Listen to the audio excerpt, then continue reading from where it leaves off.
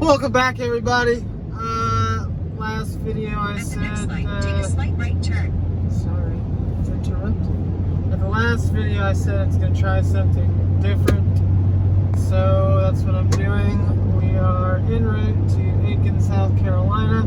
Going to Carolina Dragway, the House of Hook. Supposedly they have really good track prep there, so hopefully that is accurate. But we'll find out. I think I just pressed my turn right now. Anyways, track prep there is supposed to be pretty good, especially for At the light, use the right lane to take a slight Thursday right turn test onto and North tune. Oakwood Campground Road. So hopefully that is true. We will find out.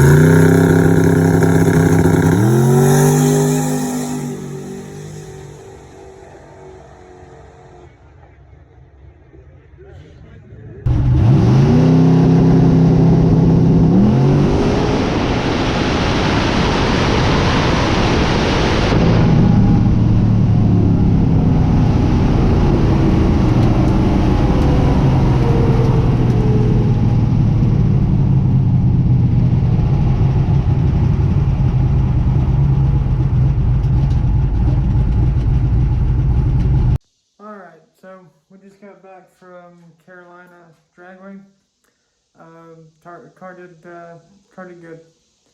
Was able to do the best 60 foot I've ever done, and I think the best 8th mile was a 5:01, almost a 4:09. Very close to a 4-second pass. But one of the things was, after I realized that the track was really good and able to take some power, I wasn't able to make more than 6 pounds on the brake, and I hadn't really messed with it much. So now that I'm back at the house, I messed with the car and ended up going into the Holly software and getting this thing to pull 20 pounds, or getting this thing to pull 20 degrees on the brake. And now I'm up making about 10 pounds on the brake. So this thing, if I get back out there or to a comparable track, this thing's gonna do really good. It made 30 pounds. That's the most boost I've ever put through it. It's still a little warm. I think it was low 80s, maybe 82, 83, something like that. So it wasn't crazy hot, but it was still pretty warm. At 40 pounds of dome pressure, it was making 30 pounds of boost in high gear, kind of 29, 30. It never went over like 30.1 or something like that. So I need to figure out really how much boost this engine can hold. Not really the engine, but the head gaskets, because they're multi-layered steel head gaskets, and I know if you push a head gasket with one of these, it's going to either torch the head or it's going to torch the block. So I really don't want to, I don't want to find out, you know, by breaking something, what the limit is to these head gaskets. So I think I may keep it at like 30 pounds for right now and work on getting the short track, like the 60 and 330 down.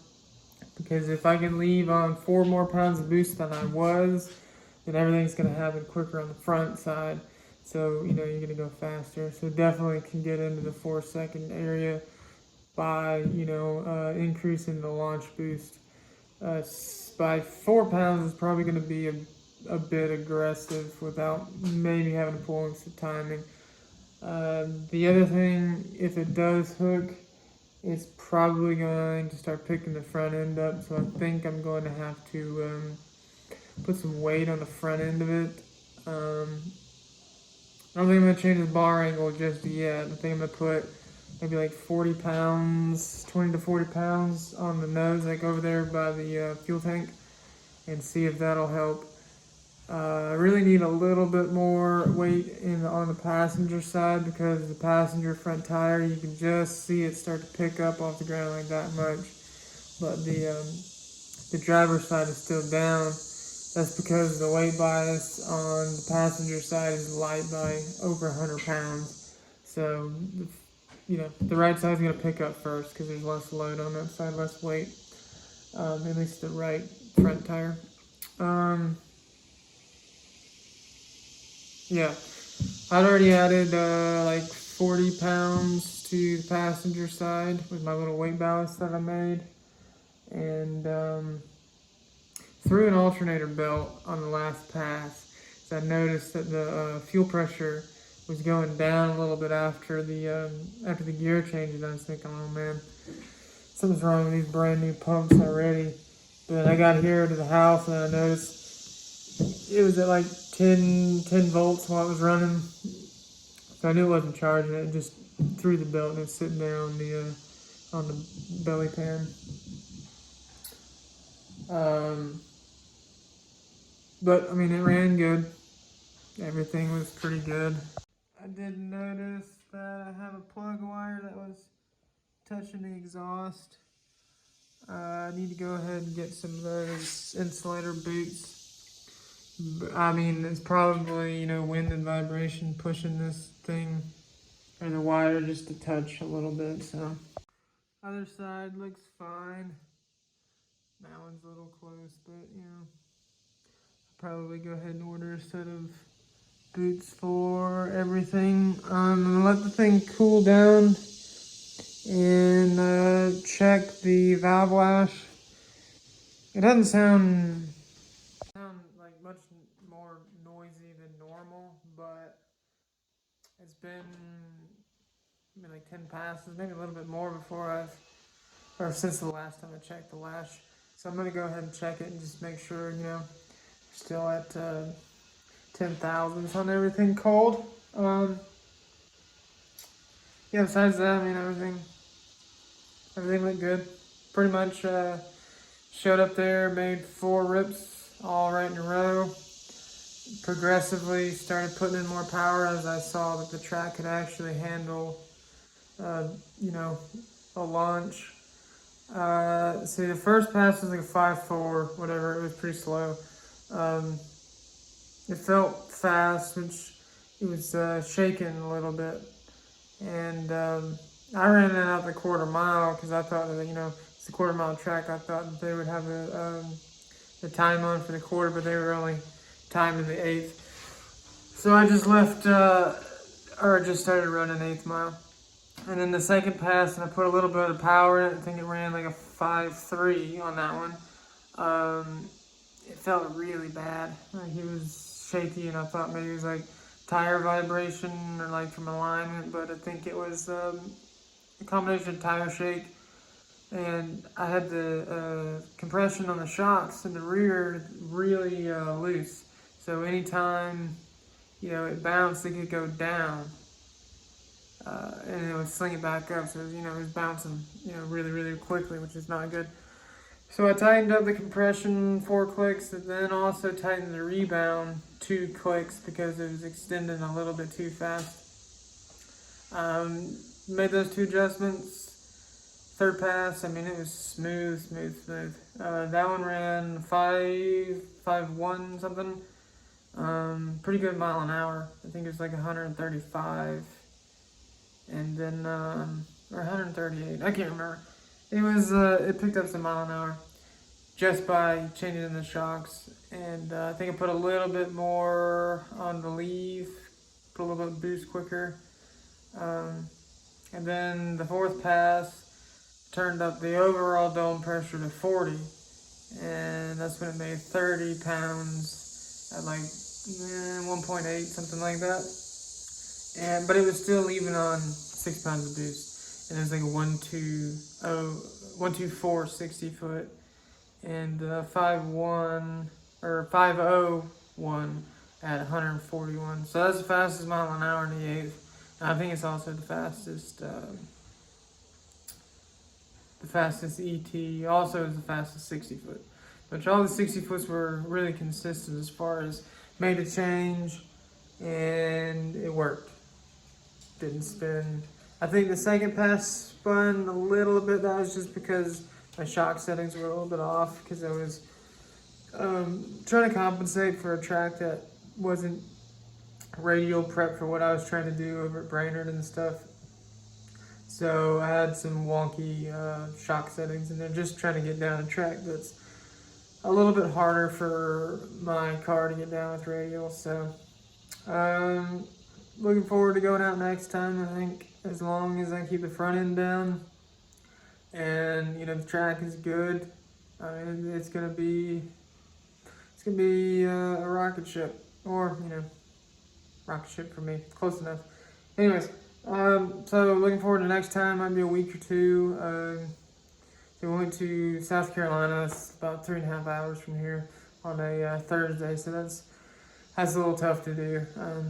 Fridays can be tough, not as bad as a Thursday. Thursday, I had to take off Thursday and Friday. We got back at like 2:30 this morning, so it's a little bit tougher. But the streetcar takeover's coming up the 25th and 26th of this month.